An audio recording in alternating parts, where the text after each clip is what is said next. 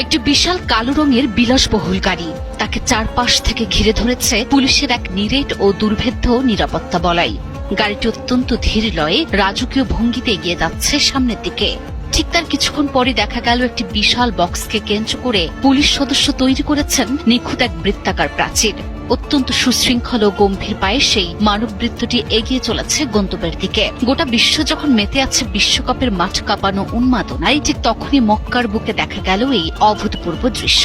স্বাভাবিকভাবেই মনে প্রশ্ন জাগে, কি আছে এই রহস্যময় গাড়ির ভেতর? কেনই বা কোনো রাষ্ট্রপ্রধানের চেয়েও কঠোর এই নিরাপত্তা প্রহরা?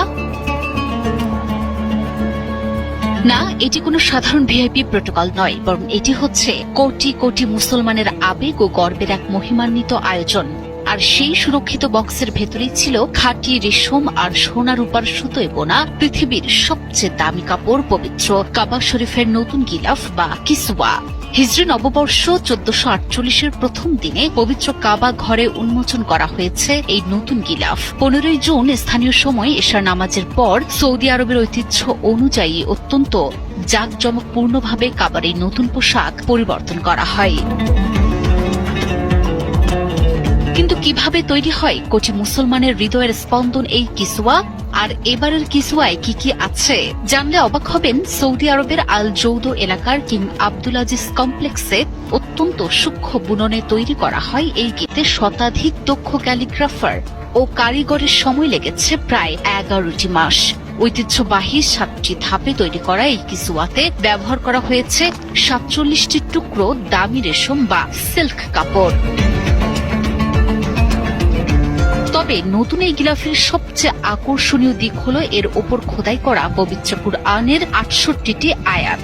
আর এই ক্যালিওগ্রাফিগুলো ফুটিয়ে তুলতে ব্যবহার করা হয়েছে প্রায় 124 কেজি 24 ক্যারেটের খাঁটি স্বর্ণ এবং 100 কেজি রূপার সুতা। সব মিলিয়ে পুরো গিলাফটির মোট ওজন প্রায় 1415 কিলোগ্রাম।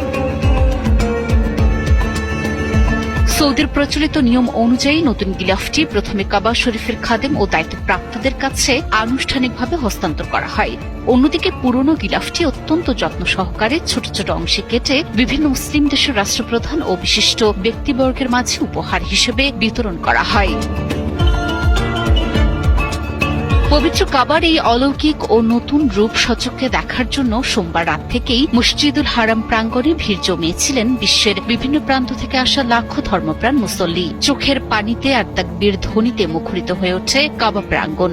মাঠের ফুটবল উন্মাদনার মাঝেও মক্কার বুকে এই দৃশ্য যেন মনে করিয়ে দিল বিশ্বের কোটি কোটি মুসলমানের হৃদয় জুড়ানো আসল গর্ব ও আবেগটির জায়গাটি কোথায়।